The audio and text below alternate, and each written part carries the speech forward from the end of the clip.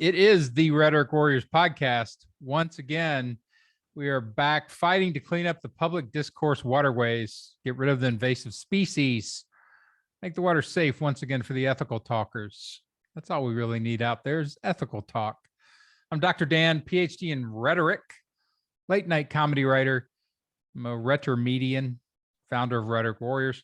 On the podcast, I talk about a few different things. I talk to comedians quite a bit about their politics and their careers. I convert conservatives because the right concerns me. If you don't think I need to be concerned, will convince me. I'm always open to good persuasion. And I chat with persuasion pros, cause havers, people trying to get stuff into the world because they've got ideas and they'd like to have those ideas heard. And of course, rhetoricians and rhetoricians in training and people who are rhetoricians who don't think they're rhetoricians yet. My guest today, really good dude. I've met him, I guess, over the last month or a little bit longer. We've talked a few times. I was on his podcast recently.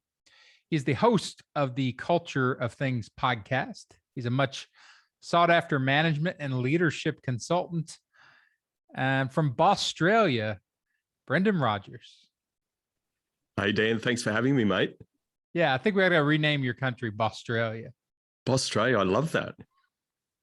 Where all the bosses come from. Oh, where the oh, well, at least it's full English. It's not the sort of Aussie or the slang that we put on it, the Australia. Boss-stralia. Yeah, my kids lived there for 6 months, so I have a little bit of a connection to Australia. Oh, wow. And yeah, it's one of those places. I have a bone to pick with you guys for sending us Rupert Murdoch, but everybody else seems pretty cool.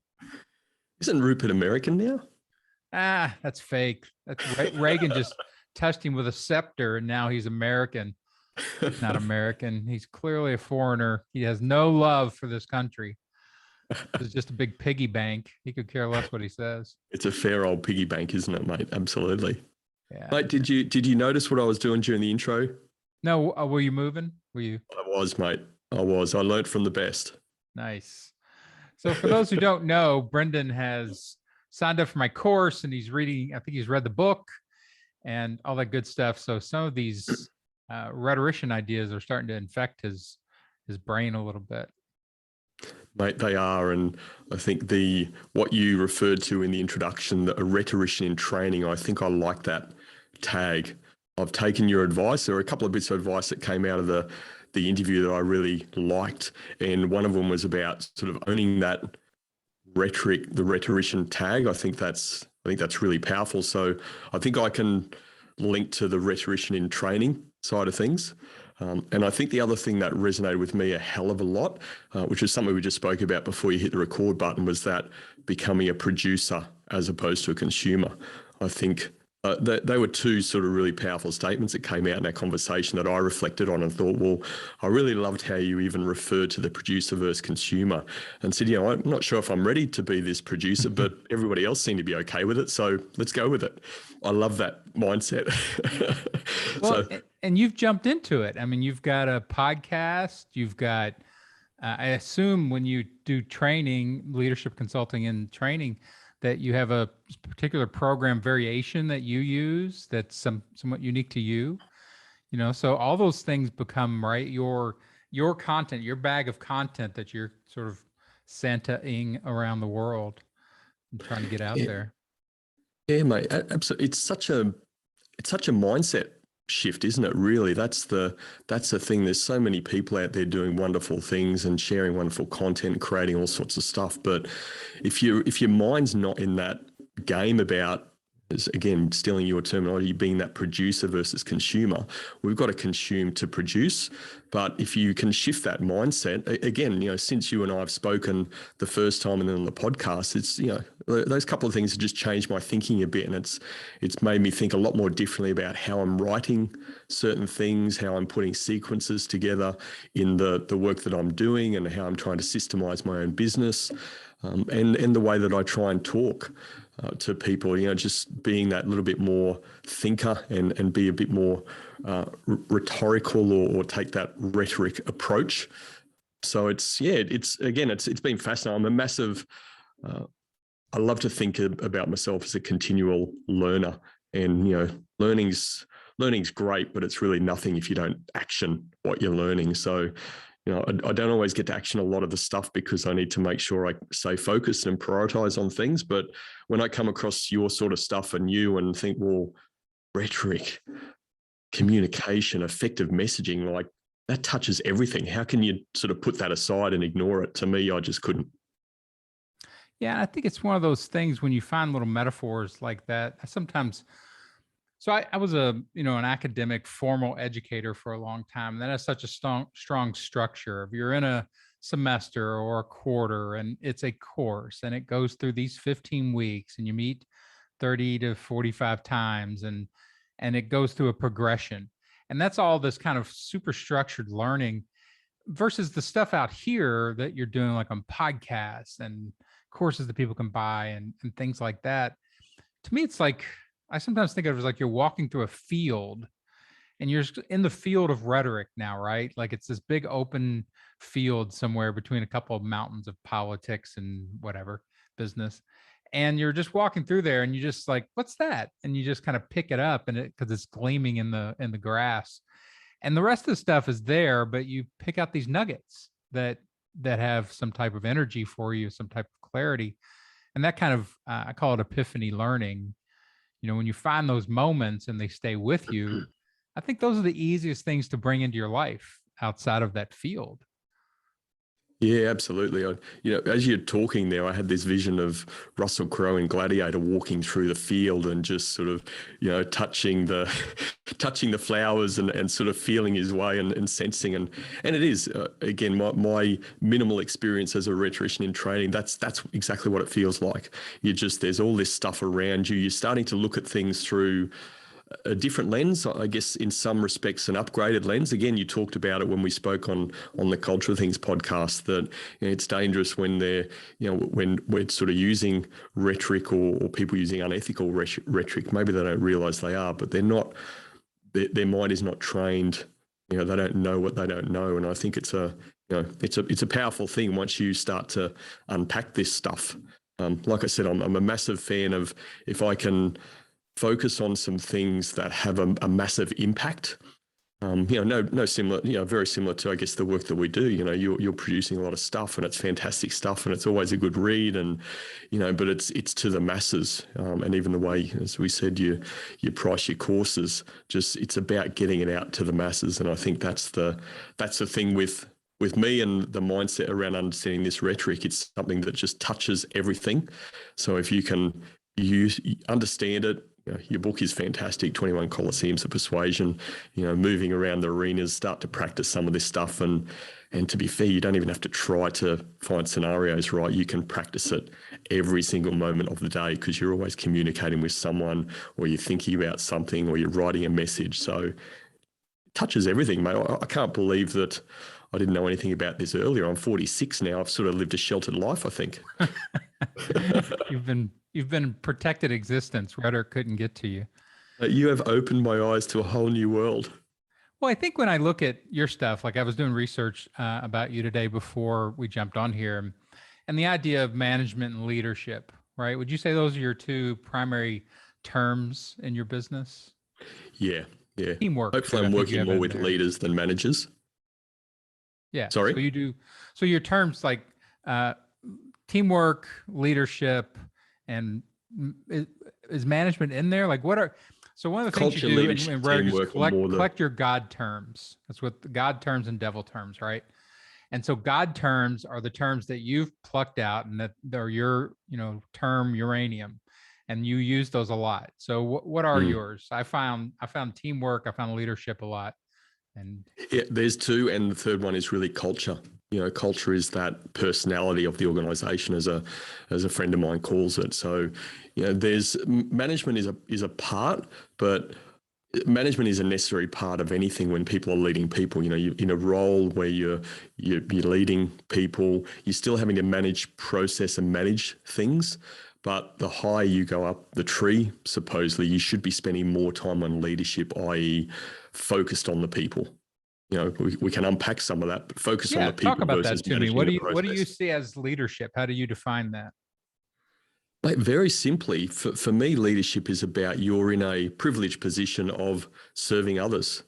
It's no more difficult than that. And that's going back to mindset I mentioned before. It's a real mindset about, am I in this role as a serving others, helping others succeed, helping the individuals in my team work as a collective, interact well, really focus and harness their energy as a team. If I'm an effective leader, again, I love what you talked about in rhetoric and how you explain it to your kids, effective messaging, because I use that term effective leadership. There's effective leadership and ineffective leadership. Effective leadership to me focuses on the people. Ineffective leadership focuses on self. So people are in my team to serve me, to make me look good.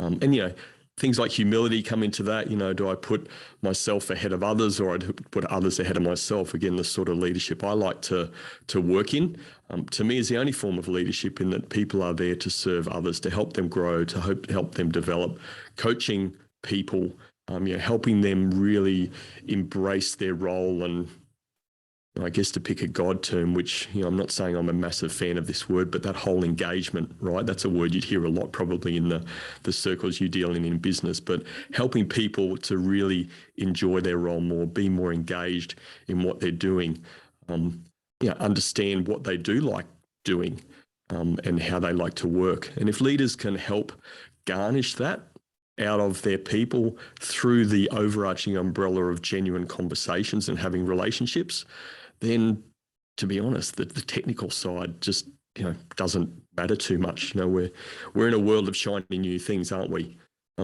Great leaders don't need to focus on the next shiny new thing. They get back to the old principles of people. Focus on people, build relationships with people, help them interact better, and help them develop as people, and trying to be the best that they can be. So that's an interesting way of looking at. Again, I drag everything back into rhetoric. But one of the strong things that I've noticed when I do business, especially, is interpersonaling as a rhetorical tool. Like, if you understand interpersonal technique, and there's a whole list of them, and we all use them naturally, but then there's the formal kind of study and advancement of them. So it sounds like for you, like, part of the things that you define as good leadership is the ability to read people, to listen to what they want, and then to adjust to them. And that kind of interpersonal structure of that the other becomes primary and important, and you're there to try to get them to their goals, as opposed to, forcing them to the goals that you think they should have. So, I mean, that seems natural to you, interpersonal structures. Like, you seem really comfortable with that. Like, that's who you really are. Yeah, it's authentic for me. I'm not trying to be anyone different. Am I perfect? Well, no one is. Have I busted up relationships? Have I said the wrong thing at the time where it's not appropriate? Absolutely. It's probably more so with my wife, as we spoke about on our episode, I think. But it's relationships are an authentic thing to me. And going back, mate, to what I talked about in this whole world of looking at the world from a rhetoric perspective now, is that leadership touches everything. You don't need to be having people that you're leading in a team, in a business, to be a leader. People will see you as a leader, or they'll not see you as a leader. They don't want to aspire to what you're doing or follow the behaviors that you're exuding and stuff like that. So for me, if every individual on this earth can actually be more comfortable in their own skin and, have some awareness of working that out, and then building a life that enables that to happen, then, we're in a pretty good place, aren't we? Again, I don't need to wake up in the morning and think, well, how am I going to act today? I'm just, relationships are foundational. I always try to have an element of self-awareness around my relationship building, because if I don't have that, then it does damage relationships. If they're seeing me as person X and I'm seeing myself person Y, then, there's some incongruence there, which is not true self-awareness. So relationships, again, one of the core, I guess, phrases I use is that the relationships will determine, the quality of your relationships will determine your success and your failure. And I think that's something I learned from a very young age from my own parents, the quality of the relationships that they've had for a long time in, their sort of church side of things. They're sort of born Catholic. I guess a little bit of your background, mate. I'm not sort of visiting church each day, but, I have some beliefs there, I guess, that, have gone through me with, since a young age. And my father had his own business for a long time. They've been in, strong relationship circles, some of their friendship groups they've known for a very long time. How I got my first job was off the back of some of the relationships my father had in that industry. So, you just can't underestimate the value of relationships. Yeah, I agree. And from again, rhetoricians are accused a lot of times of being a Machiavellian or plotting everything or overly structuring things, being inauthentic. And I always tell people that's bad rhetoric. If you're doing that, if it's that artificial, that's just bad rhetoric. Good rhetoric is, I know that there's power in creating good relationships with people. There's value in it. And so I want to get very good at creating good relationships. And that means the more I understand what a good relationship is, like, how do we define it? How do we break it down? What are the sub techniques in there? The more I practice those, the better I get at it. And therefore I create better relationships. Therefore I'm a better persuader. I mean, So what where do did you you like learn to how do? to be like, where did you learn interpersonalism? Is it just naturally learned, or have you taken courses in relationship building? Yeah, I'm going to take a term from you, drop that natural bit. You said to me, like, forget that professional, it just comes naturally. It's not natural. I guess the environments you've been in have impacted that, hopefully in a good way. So I was back in 2004, I think it was, around that time, early 2000s. And I became very interested in the whole emotional intelligence side of things. I'd been playing football for a long time and made my way into semi-professional teams, earning a little bit of money, but certainly not enough to live off. So I always loved that team environment. And to be in a team environment, you've got to get on with people, right? There's so many different types of people. And it's not that any of them are bad. They just have different value sets sometimes. So, and you need to be able to move around those arenas, for want of a better word, in building relationships, understanding people. I captained teams from a very young age. So how to get the best out of people, I guess I learned through that process of maybe high pressure football and performance. That gave me a really good foundation for taking that into business. Did I realize that at the time? Probably not. I don't think I did. But then, said early 2000s, I got very interested in this term, emotional intelligence. I think it was a bit of a buzzword or buzzwords around that time. And I was able to go on an emotional intelligence course from one of the high level organizations in Australia. And we did a 360-degree feedback process as part of the pre-work of attending the course. And I got feedback, again, sort of anonymously, I suppose, through friends, family, people I worked with, people I led, my own bosses above me, and those friends that I interact with on a personal level. And what was startling to me was that there were so many different aspects to what people saw as who this Brendan person was. So I was sort of maybe chameleon-like, and I wouldn't go back and say I'm being inauthentic, but I had this professional hat on in business, and that was quite a serious professional hat. But then I had this sort of joker, laid-back side where people sort of knew me personally, which they didn't see me as that real serious sort of type. And so I was sort of living a double life, I suppose, and I just, for some reason, I felt that joker side didn't work too well in business. So that opened my eyes to the fact that, who am I? Like, what is this person? Like, that seems like hard work, that I'm this person in this environment and I'm this person somewhere else. So that really opened my eyes to the possibilities of what is this stuff. And off the back of that, I just became a massive consumer of all things personal development. So I read stuff. I started to see things through maybe an upgraded lens, and I tried some stuff. I always like to, if I'm going to do something or read something, I like to put into action. And mate, geez, I screwed up some stuff. I screwed up some action. I read some stuff, and I think this is why there's so many leadership books out there, right? Because a lot of them say the same stuff in different words, but the thing that's missing is context. You can't just grab something from these fantastic leadership books and say, well, I'm going to plug and play, because when you're dealing with people, there's all different contexts around this situation. And if you can't read that situation, if you can't read that context, wow, you're really going to struggle around your relationship side of things. So natural, with a bit of learning, with a bit of screwing up with relationships and making poor decisions as a leader because of my own sort of beliefs, and not sort of thinking what might be what even the team wants, and shutting some of that stuff down. So a hard road, and this is why I'm really passionate about what I do and that whole leadership development, democratizing that, because if I didn't have the will to learn myself and be really self-reliant, then I probably would not have wanted to lead people for very long. It's like, this is too hard. I don't want to deal with this crap. Just let me come into the office, do my stuff, and go.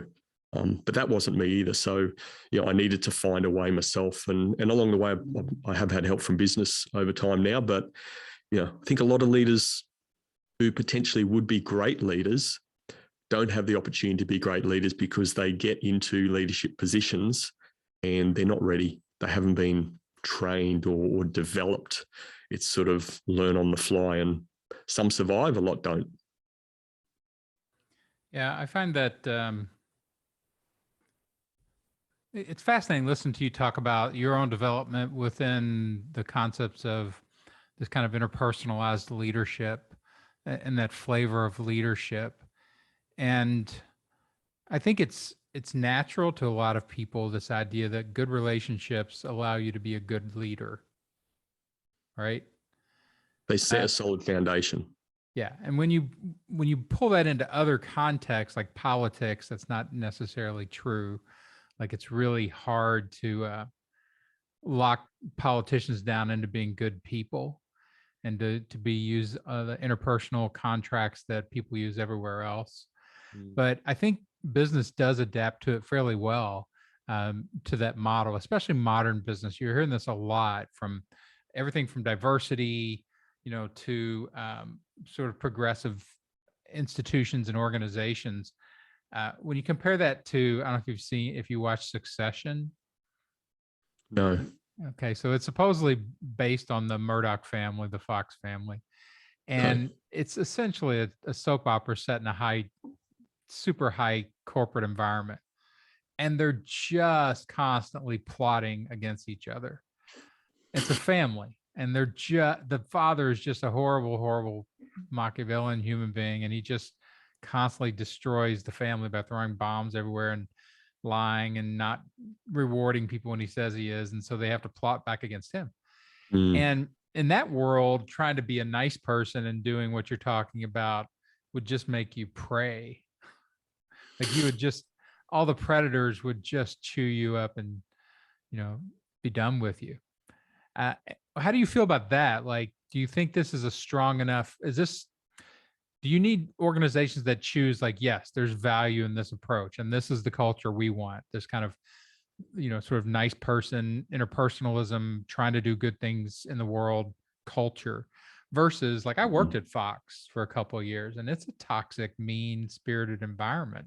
So do you stay away from those places? Do you pick and choose, like, where you think your approach works best? Or Yeah, look, you have to, right? Because you know what it's like in the consulting type world. It's not their problem; it's your problem. You're the person that hasn't made it work. Let's say so. It's you want to pick a fight that you think you're going to win, or that you've got a chance of winning. And so I don't unless I've already got a relationship with somebody and that's developed over some time and I feel like I know the person, that's when I'm comfortable taking on work. But, there is a process of building a relationship before I need to feel that this person has the right mindset, that they are actually coachable and want to be coached and they want to expand their mind into things, or they don't. And if they don't, then that's not a good client for me. It's not going to work well. It's not going to end well. So organizations and leaders have to be deliberate about what they're doing. Culture is a deliberate thing. Okay. If you aren't deliberate about developing a culture that you want, then you will develop a culture that you don't want. Things will just naturally fall, and people will start to, if they don't know what the goal is for the team, as an example. So if they're not working together as a team on something, and leaders, I believe it's leaders' responsibility to help that team understand, what are we focused on as a collective? If people aren't going through that and in a deliberate way, then people will naturally move to looking after themselves.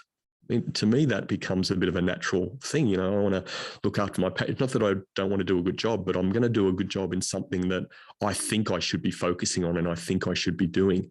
And that's really where politics, which is what and I don't mean politics from the normal politician side of things, but office politics comes in. People start shuffling their dices. They want to smash other people because they're trying to get ahead of others. And the unfortunate reality, mate, is that has been termed leadership for a long time.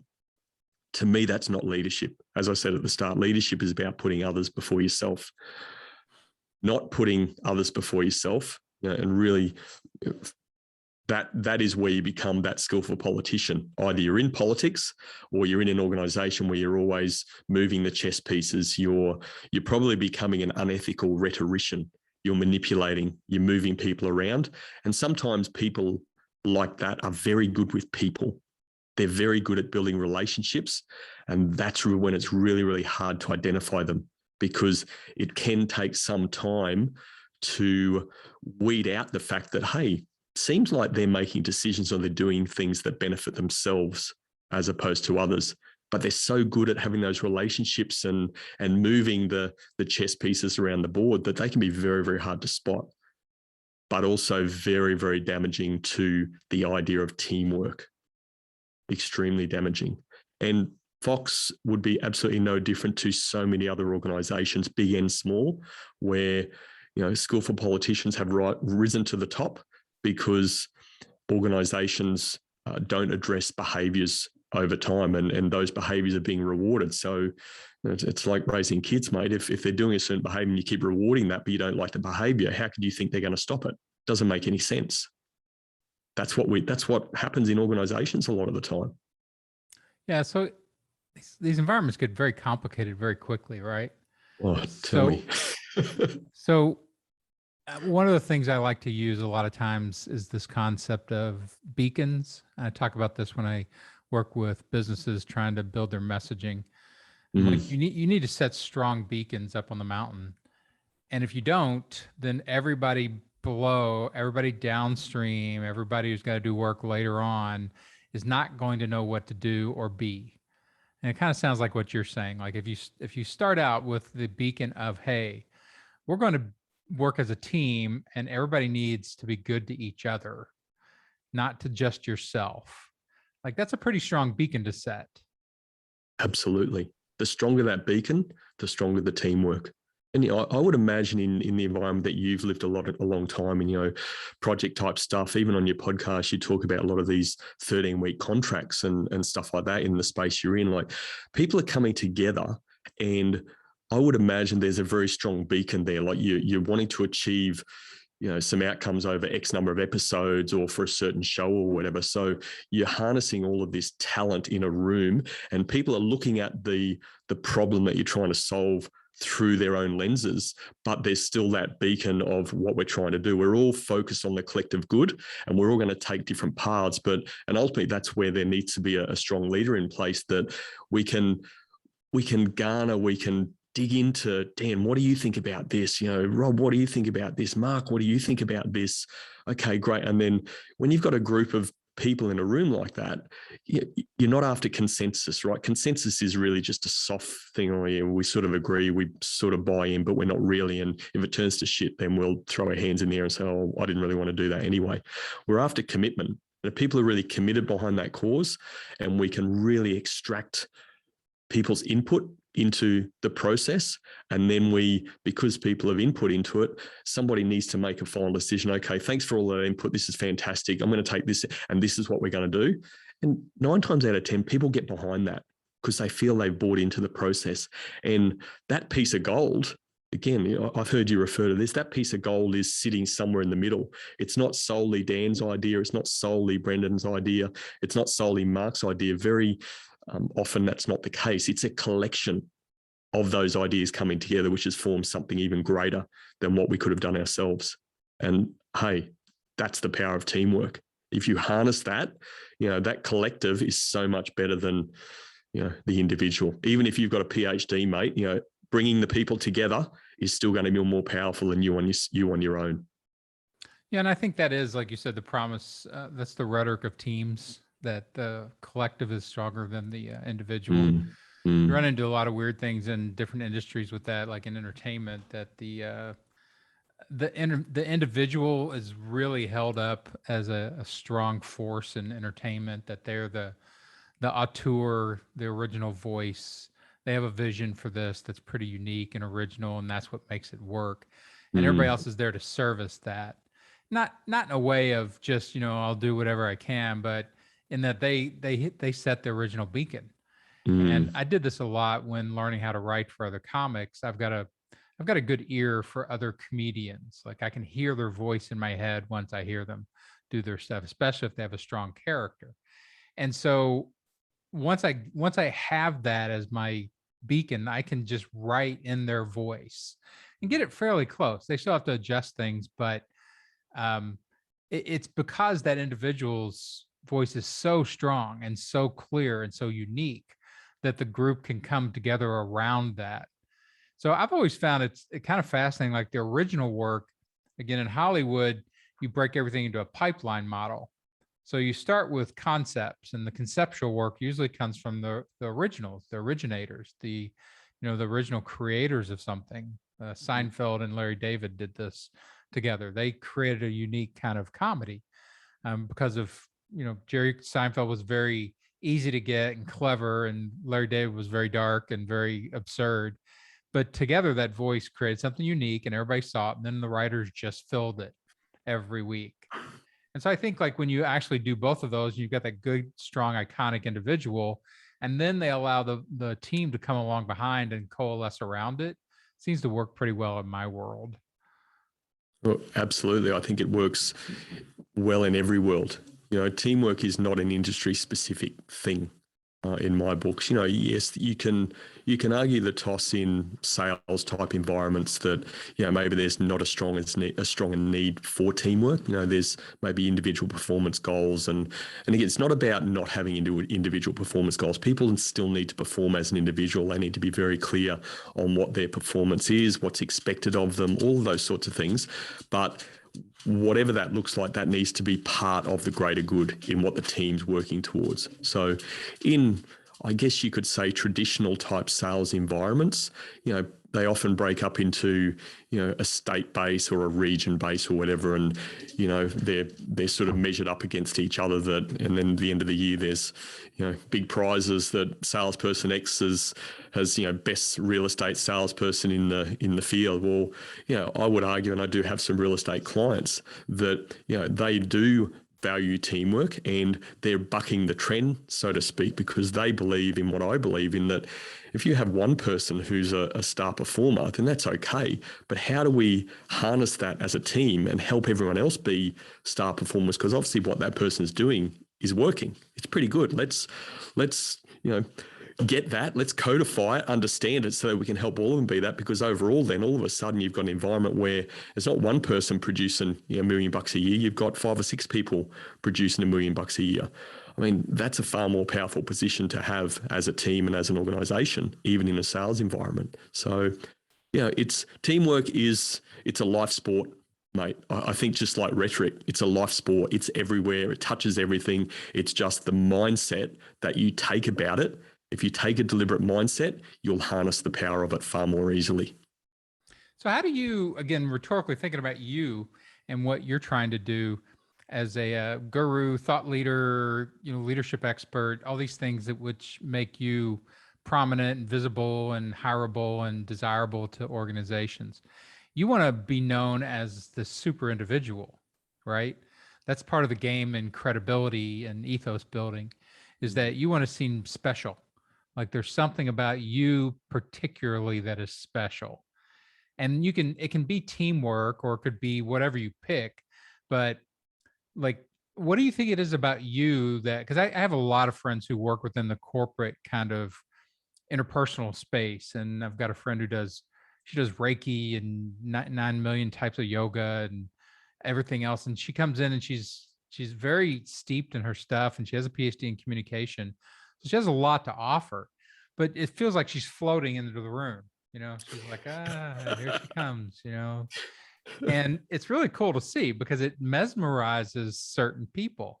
And they want that offer of somebody who can kind of harvest from all that sort of new age approach, bring it down to something that works for organizations. Like she does a lot with trauma. She talked about the trauma of the pandemic and helping organizations recover from that. And so she has that kind of approach, and she wears flowing kind of clothes and stuff to make herself, again, this. What is it about you that when people see Brendan Rogers that lifts you up as a central character in this narrative of nice guy leadership?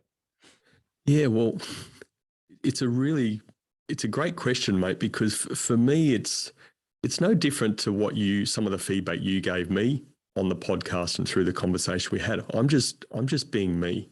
Now, I need to be comfortable with that.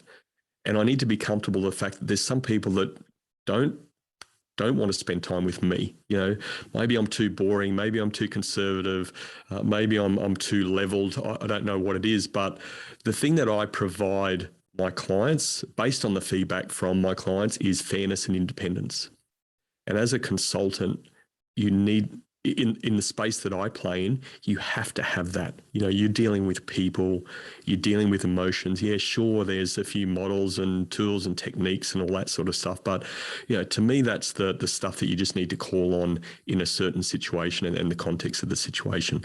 Understanding the people, understanding the relationships, the ability to not get dragged into the emotional side of that, which is very, very difficult. We all have a bias and emotions are high in some of these situations. So in my DNA somewhere, and again, I can't say I've had therapy to really understand where that comes from, but I have an innate fairness trait in me. I need to be fair about things. I can tell you when we went to this is a silly story maybe, but this just supports my need for fairness in the world. So we pretty much have two of everything. 2 kids, we had 2 budgies, 2 dogs, 2 cats. Like there always needs to be that 2 of something.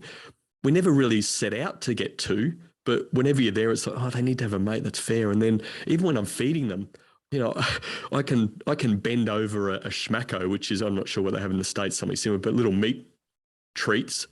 And I've got to fold them in half to make sure that it's halved fairly and give one to one dog and one to the other dog. Now, my life's a little bit easier now because we have 1 dog left and 1 budgie, but there is just something in me that provides the fairness side of things, and my innate need for logic over emotion allows me to create some independence.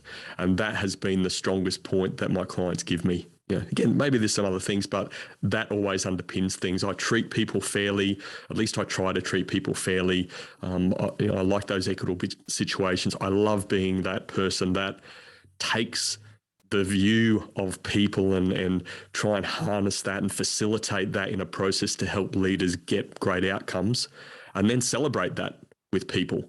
I mean, I did a lot of swimming as a kid, and again, reasonable high level swimming, and it was great. I enjoyed the process of swimming and the discipline around swimming, but there was always something missing. It wasn't a team sport. Once I started to play football, played some rugby, and then even did tennis as well, which is more of an individual thing. Yeah, sure, you play doubles, but at the end of the day, there's no one to celebrate that stuff with. And there's so much power in coming together as a group and creating a community to do stuff together. I mean, you can hear it in my voice, right? I get excited about that shit. Yeah, for sure. I am a community builder, mate. It's through our networking events. It's not about trying to, bring in the big wigs from the area. We've got some really great people on the Central Coast, and they're doing fantastic things for business. But sometimes our networking environment maybe is not for them because there's no price attached to it.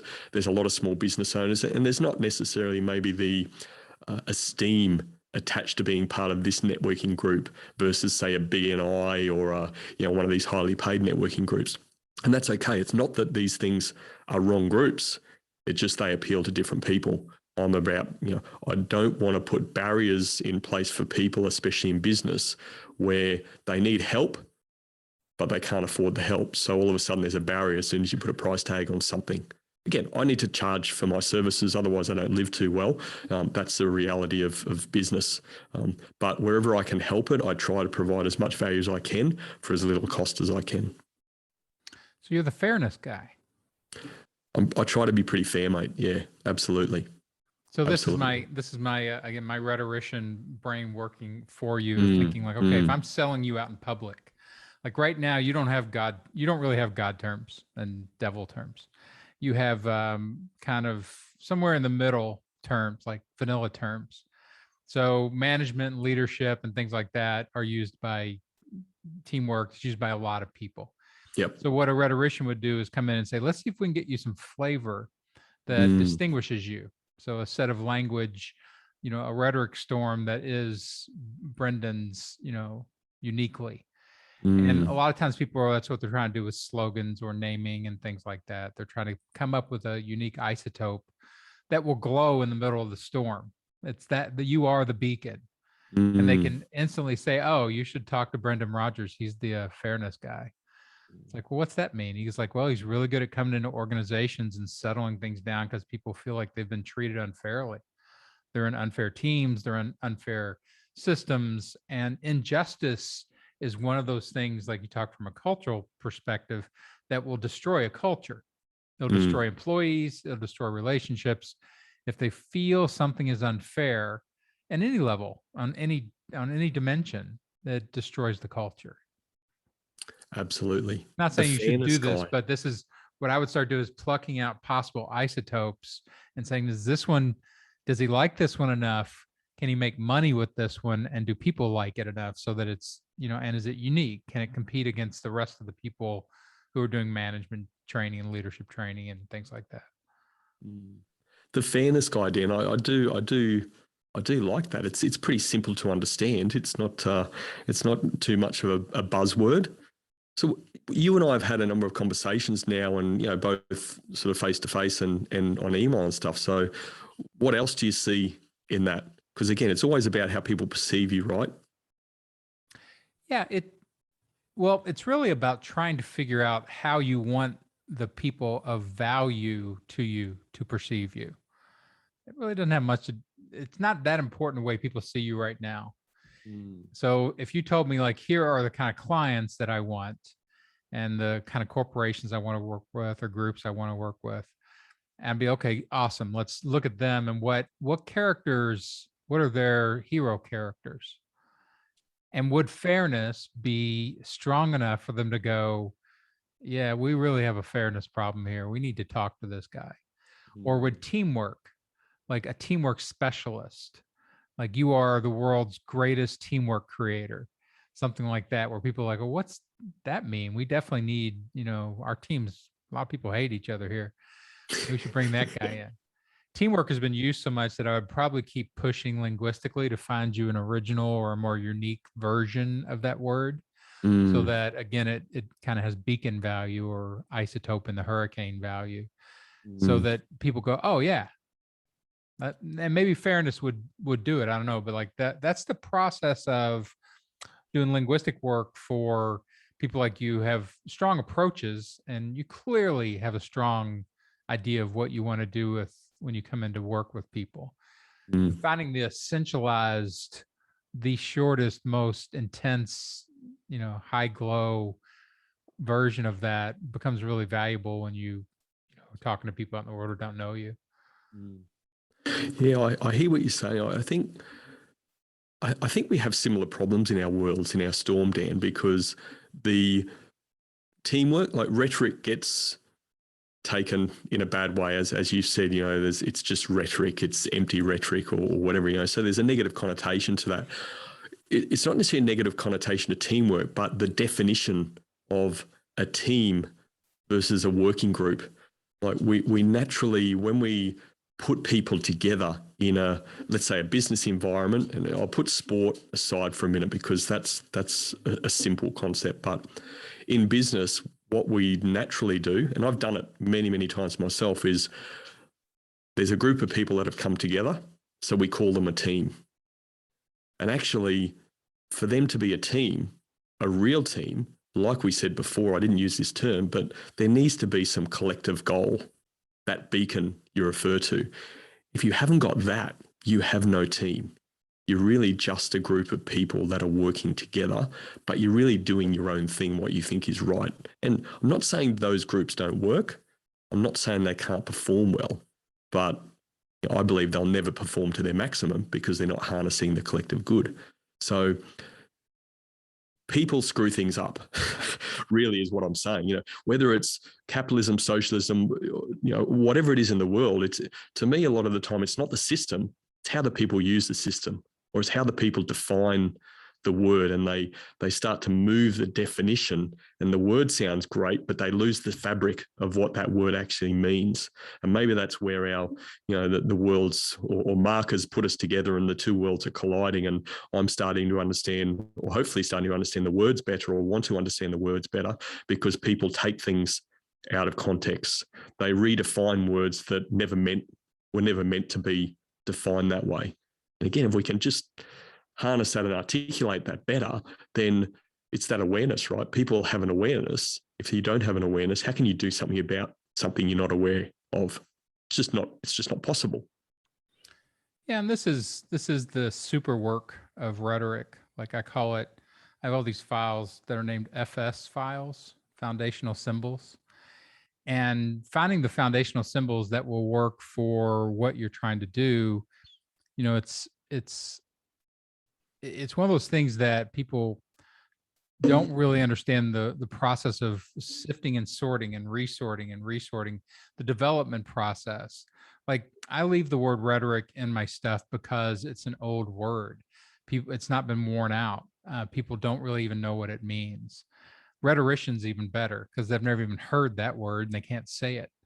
And so it's got a certain power to get people psychologically involved.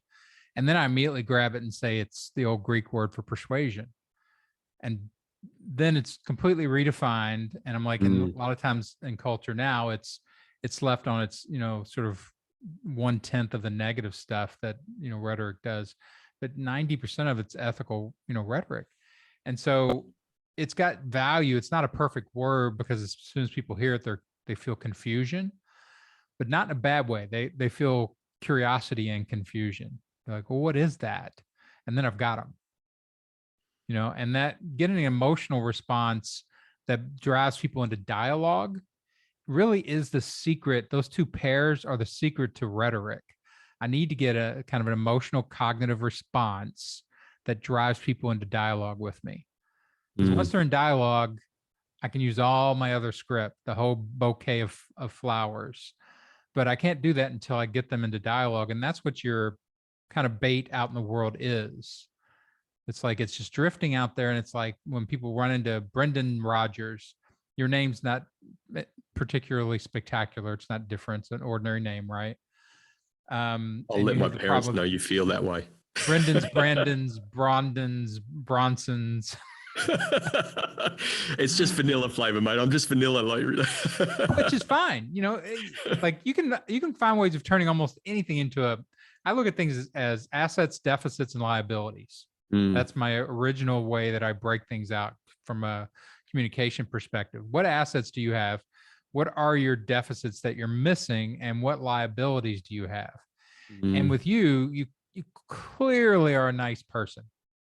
Like it is so pristine in your communication that it totally backs up what you're saying about the type of leadership that you want to sell and teamwork that you want to sell, which is great. I mean, that seamlessness is a really powerful thing. Yeah, thank you, mate. I appreciate your feedback. I guess just to track back on what you're saying, it's how you explain sort of rhetoric and then persuasion. I understand what you're saying.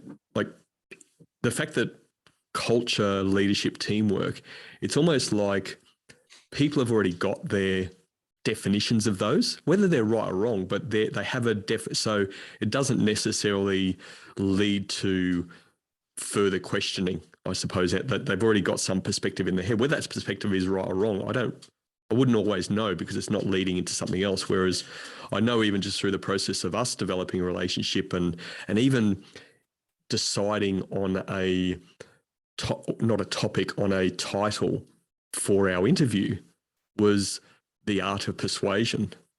Not because I wanted to call it that and didn't want to use rhetoric, but the reality is that on the searches, mate, people are searching for persuasion a lot more than what they're searching for rhetoric. So exactly what you say, I experienced myself. Like, what is this rhetoric? And even through the interview you and I had, like I interchanged rhetoric, persuasion quite a lot. And when I spoke rhetoric, I brought in persuasion and stuff like that. So if I'm reading what you're telling me, then yeah, that culture, leadership, teamwork, yeah, they're foundation, but how do I get something that creates further interest, I guess you could say. Am I reading that right? Yeah, an emotional and cognitive hook. And that's the problem. And I see this a lot with business because a lot of people use the same terminologies across businesses, and teamwork and leadership and things like that are very, very common words in those worlds. And so when people see them, they have no emotional or cognitive effect anymore. They will tell you a little bit about what you do. Like you see leadership consultant or teamwork consultant, people are like, okay, I've heard a lot of guys, say that. And then you can distinguish yourself if they will get into dialogue with you from there. The question is if you're trying to attract new people, if you're trying to become a, sort of a very neon guru in the world, how do you take this stuff that you have to offer, which I'm thoroughly convinced is valuable. Like I thoroughly convinced anybody that would bring you in would get good culture work, good leadership work, teamwork. I think they'd benefit from it. When you're putting that bait out into the world, bait is sparkly. Bait is super tangy. Bait is something you can't ignore. And it can't just be you unless you're a weird, crazy, spectacular character, which every once in a while, then you'd be in Hollywood. That's what they hire. That's what they pay or construct, Hollywood's not my thing, I don't think. Well, you'd be surprised. They're like Bryan Cranston essentially is you. Bryan Cranston, Breaking Bad. No, I don't.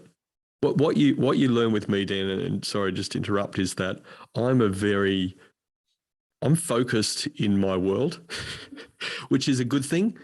But the bad thing is that my wife is the bigger world. She's the wanderer out of the two. So she's a lot more worldly and outside of I can talk leadership, culture, teamwork till the cows come home, as you know, but outside that world, unless it's got something to do with Liverpool Football Club in the EPL, I live a sheltered life, buddy. That's funny. Well, there's probably a soccer player I could mention, but I don't know those, I don't know soccer at all. Well, David Beckham, because he's pretty famous in the States, isn't he? Yeah, that's the one soccer player I know. And Pele, he was around. Yeah. And there's another guy. What's his name? The one that's famous now. There's a couple of them that are famous. Messi? Yeah, Messi, that guy. Yeah. I couldn't pick him out of a lineup, but I know his name. Well, like I pull up pop culture a lot because there's so many characters there to look at. But Bryan Cranston is this super nice guy. He played the lead in Breaking Bad, and that's what he sells: nice guyism. Like if you ever look him up, he's a super nice guy in interviews. I've never heard a bad word about him. It's like Tom Hanks. And you're in that genre of nice guy. Like if I'm looking at you as a character, and what do we do with you as a public character? That's probably where I start. Nice guy. And again, that's kind of a mid-range. That's not going to get a ton of. Then you amplify it somehow. The world's nicest leadership consultant. Like, what's that mean? Like, exactly. Now you got them in a conversation. Yeah, I definitely hear what you're saying. It's interesting. I've got a session with a lady this afternoon who's a friend of mine, and we've actually never met face to face because of the lockdown situation. But we met during lockdown, and I call her the model queen. She's been on the podcast a little while back. So I've never been a person that's seen myself going back to sort of your language, that producer side of things. Like, yes, I know that I'm more conscious of that now, but a lot of the theories, a lot of the understanding of what I've spoken about today, it is scripted, like you've said. I mean, I've learned from people that I resonate with and like to do, and now moving that into my own flavor, for want of a better word, is that I now feel like I need to move ahead with designing my own flavor. I feel that I've done exceptionally well out of, taking a slant on stuff that I've consumed over time. And now I feel a lot more confident about continuing to, take a bit of that spice and a bit of that spice and a bit of that spice and making it into my own sort of recipe. And that's, so I'm, again, timing is unbelievable, I think, in the world, isn't it? How things come together. It's that mindset shift in the last month since sort of meeting you a bit more and having met this lady a few months ago and developed a solid relationship. And we've got a bit of time together. Just say, what does this Brendan model around, cultural leadership teamwork look like? And, the foundations of underpinning. And to me, that it's pretty simple, but to me, leadership is simple. The concepts are simple. It's the action that's very challenging. It requires extreme discipline. But the focus is people. The focus is putting those people into the right roles and them understanding what they're passionate about or not passionate about, what motivates them, what demotivates them, how they interact together, how we do that, people working together, not trying to outdo each other, but actually, harness that collective good. The discipline around that. So whether that's meetings, whether that's individual performance conversations, whether it's people understanding their role, there's specific disciplines around that. And then, maybe the nice guy approach, you've got to wrap that up with genuine conversation. You've got to have a solid enough relationship where you and I can give each other feedback, and I'm not walking away thinking, oh God, Dan's a knob, I don't care about his feedback. Like, I value the feedback because we have a relationship. That's what underpins all of those 4 earlier pillars I mentioned. If you can do that and you can focus on those 5 things deliberately as a leader, you're well ahead of the game. Yeah. And I think, like I said, I think the core of your system is solid. It's cognitively solid. I can see the value in it. Trying to turn it into, so there's this weird division now that you see with private life and public life. They merge in the digital. There is no longer a perfect private life.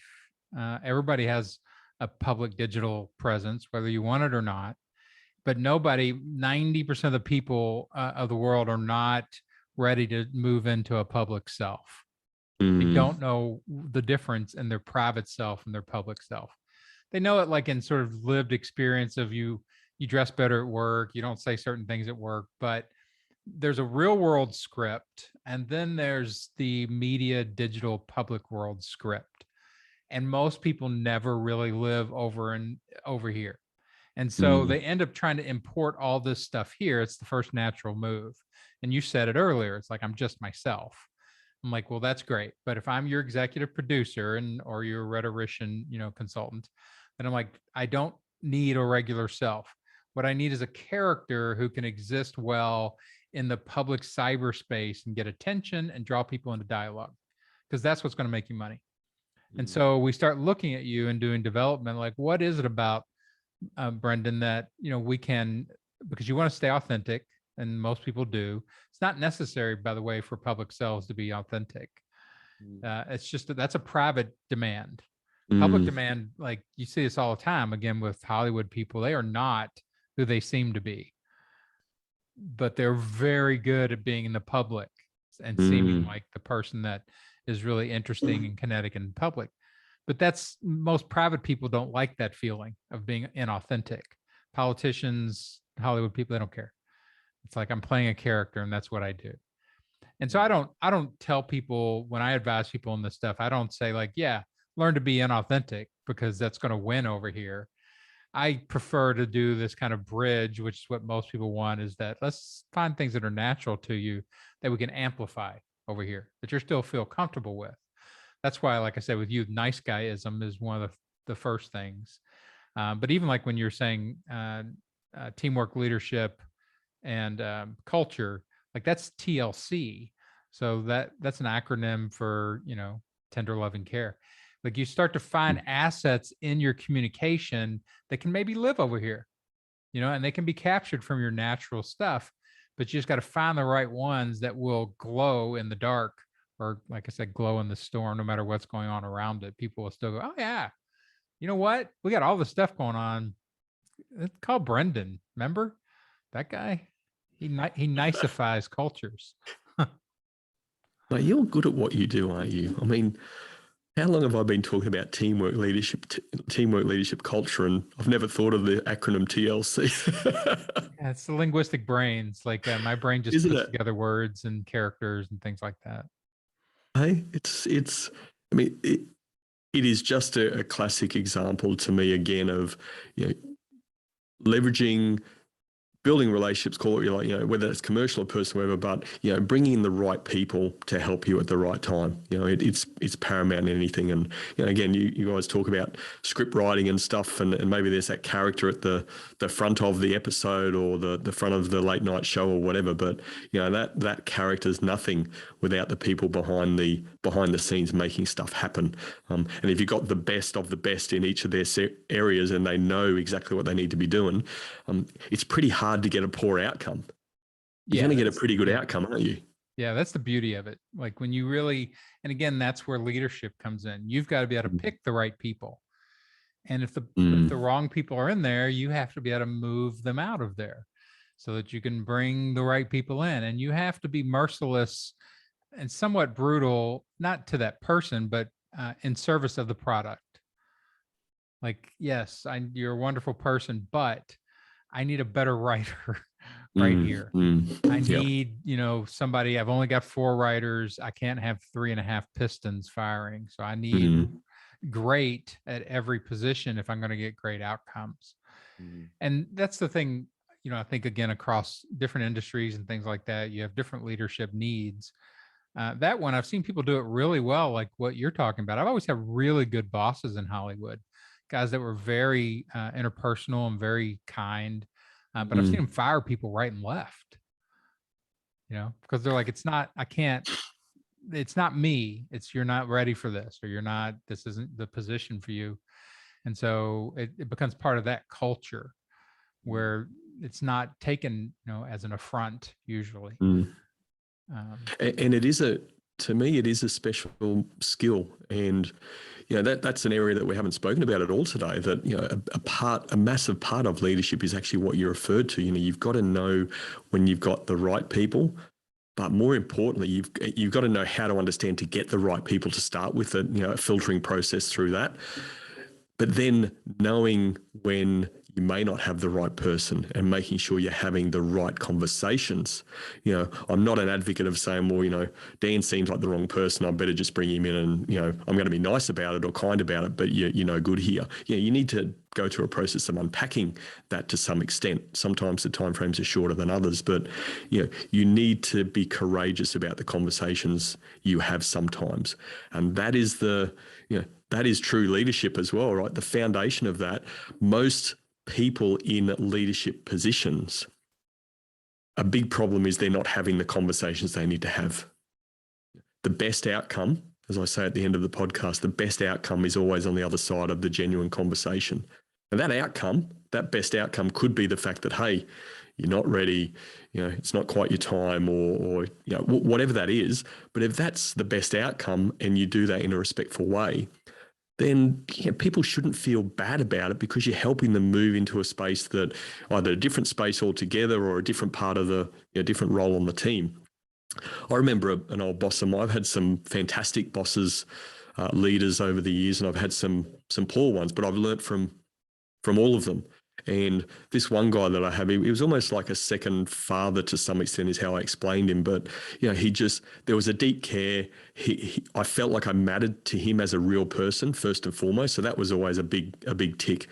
But the guy could deliver news to you, whether it was, he needed to have a genuine conversation with you about something that maybe you're not going to sort of like, or something you do like you always left just feeling cared for. And he could have ripped shreds off you, but he did it in the kindest way possible.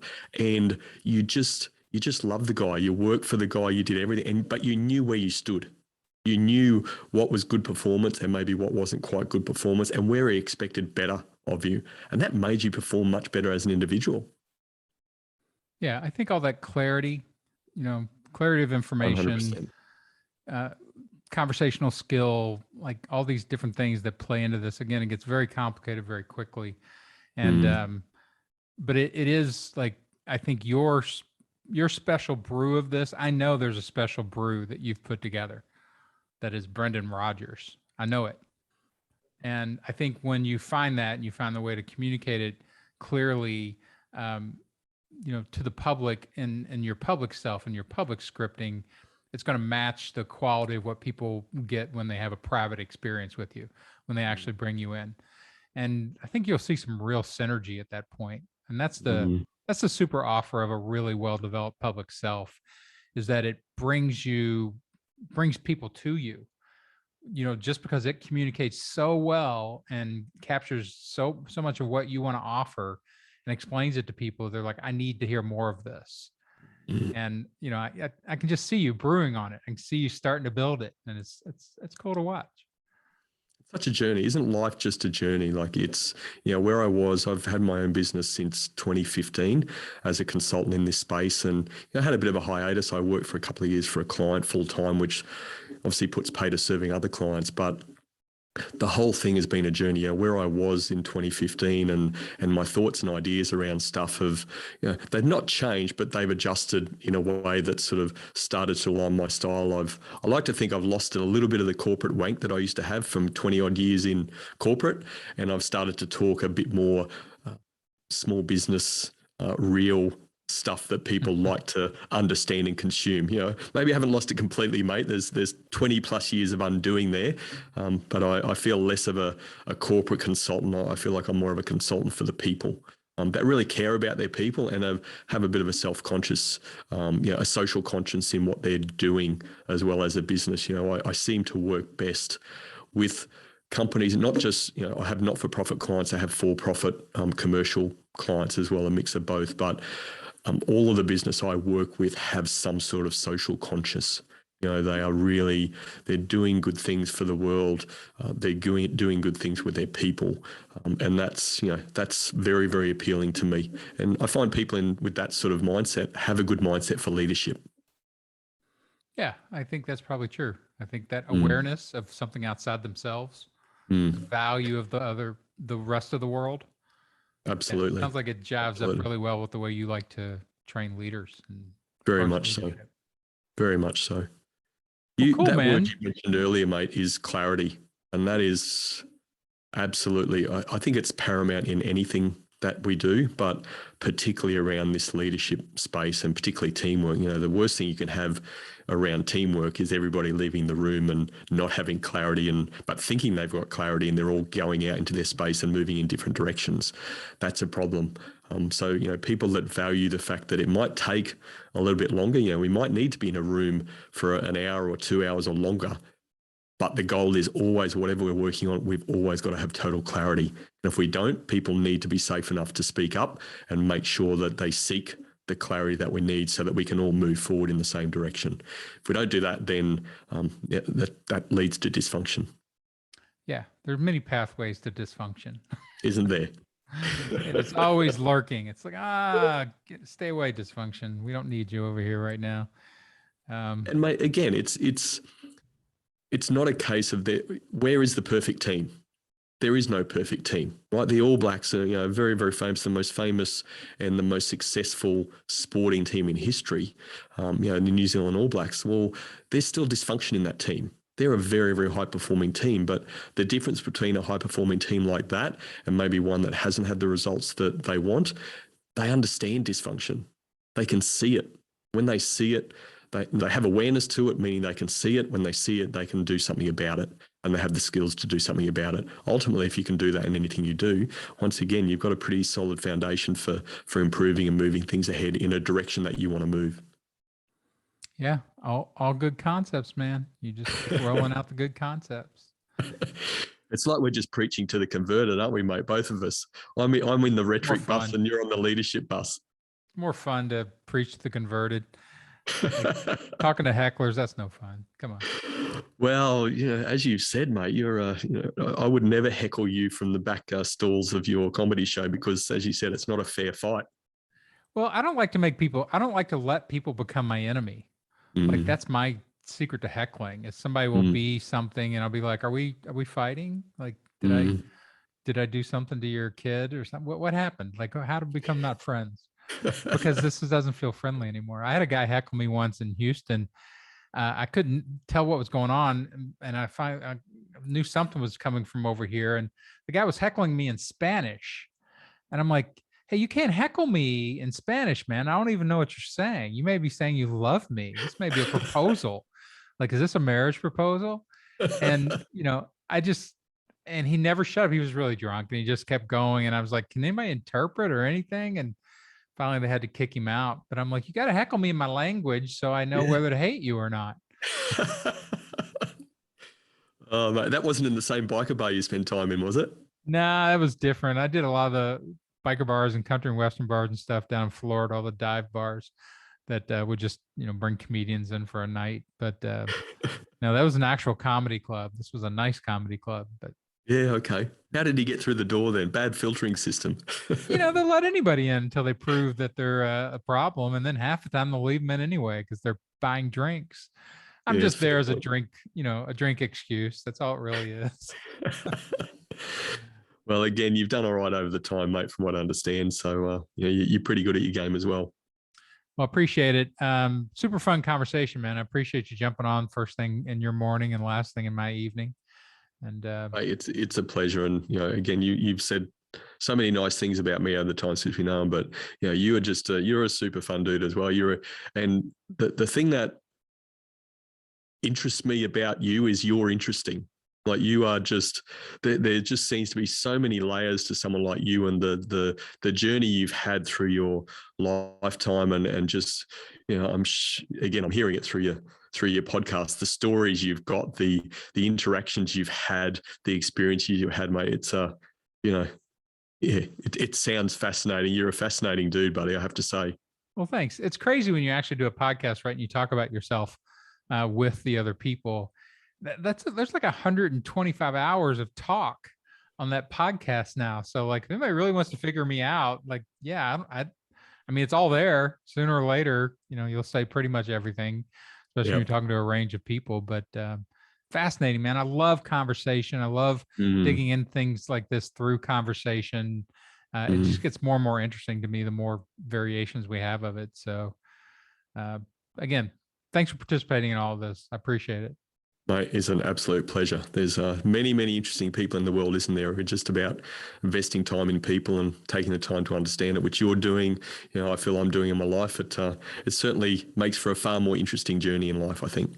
It certainly does. And it'd be interesting too, is to call Brendan Rogers at The Culture of Things, go to his podcast, go to his page, hire him as a consultant. Do you want to pitch yourself a little bit?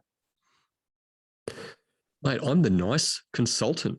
I'm the nice guy. Like if you've got unfairness in your organization, then you need to come and speak to me because I drive fairness. I drive respect. That's pretty good. I'm very independent too. I don't get wrapped up in the emotion side of things. Fairness drives things. I like it. Like you're like Willy Wonka of niceness. You come in and you like spread candy niceness everywhere to everybody. I like it. Yeah, come and see me, and I'll. You never know, the door C has the golden ticket.